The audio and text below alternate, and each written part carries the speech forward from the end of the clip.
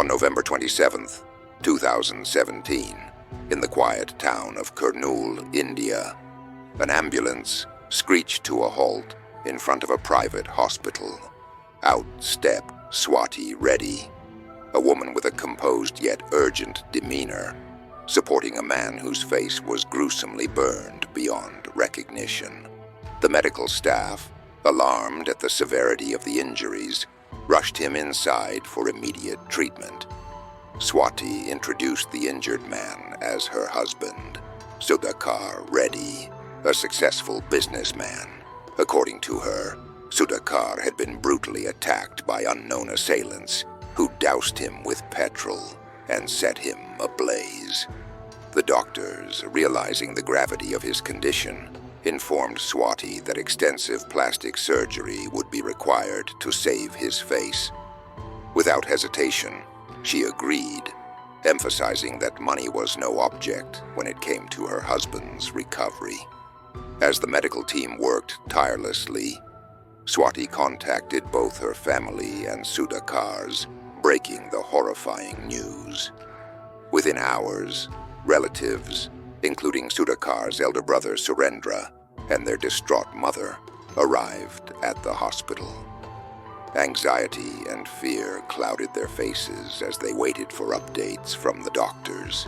Over the next few days, Sudhakar's condition stabilized.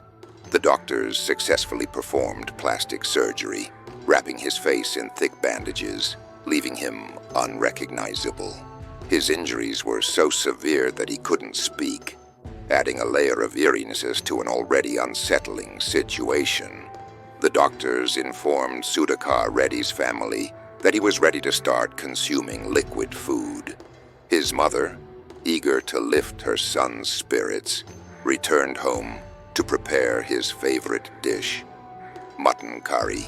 Carefully adapting it into a liquid form, she brought it to the hospital, hoping the familiar taste would comfort him. But when she offered it to Sudhakar, he refused to eat it. This refusal struck his elder brother, Surendra Reddy, as odd mutton curry wasn't just a meal.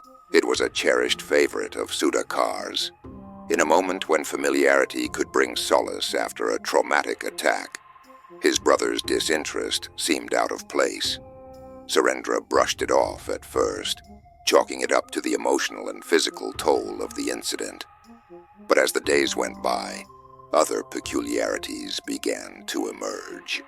Sudhakar's mannerisms, the way he spoke, walked, and even carried himself, felt foreign to Surendra. The more he observed, the more convinced he became that something wasn't right. Adding to the unease was Swati Reddy's behavior. She seemed unusually guarded and resistant to questions. When Surendra suggested filing a police report to investigate the attack, Swati flatly refused, insisting it was unnecessary. Her adamant response only deepened his doubts. What was she hiding, and why was she so determined to avoid involving the authorities? Unable to suppress his growing suspicion, Surendra decided to act on his instincts. He went to the police on his own and recounted the chilling series of events.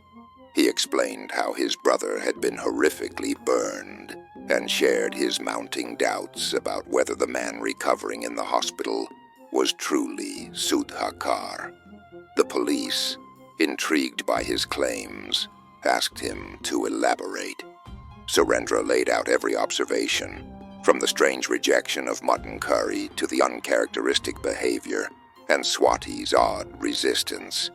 What they uncovered next would unravel a chilling truth no one could have anticipated.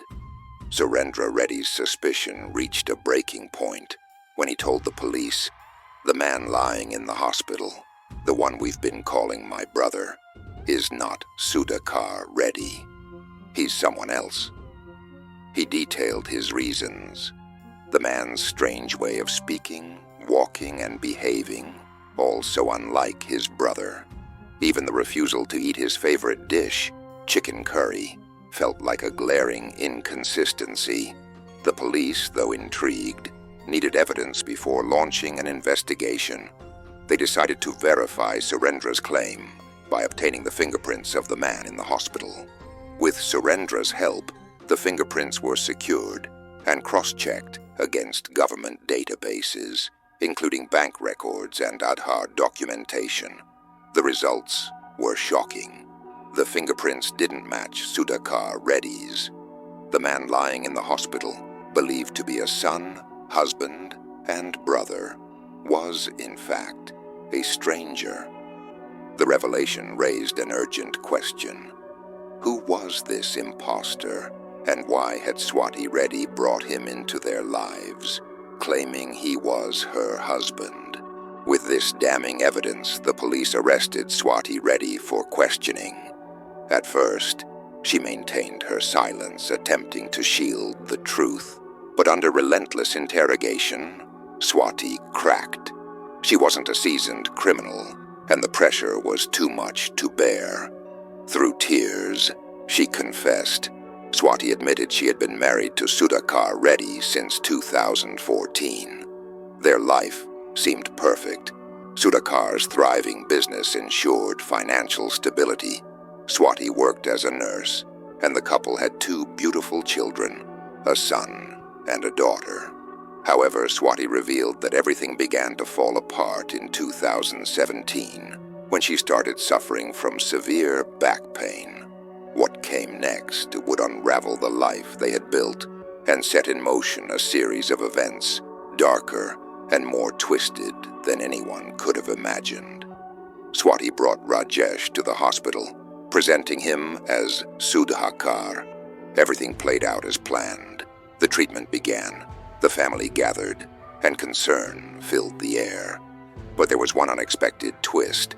Rajesh refused to eat the mutton curry lovingly prepared by Sudhakar's mother. This seemingly small detail would change everything. That refusal sparked Surendra's suspicion, setting the stage for the truth to unravel. Later, during police questioning, Swati revealed the shocking reason behind Rajesh's behavior. He was a vegetarian. It was this one slip-up that exposed the entire deception. Swati's plan was nearly flawless, carefully crafted to avoid suspicion. If Rajesh had eaten the mutton curry, no one would have doubted his identity. But, as they say, even the smartest criminals make mistakes, and those mistakes lead to their downfall. Believe it or not, the inspiration for this intricate scheme came straight from a movie. Swati and Rajesh thought they could pull off a cinematic crime in real life. But this story teaches us an unforgettable lesson. When blinded by emotions like love or greed, people can cross unimaginable lines, even betraying their own families.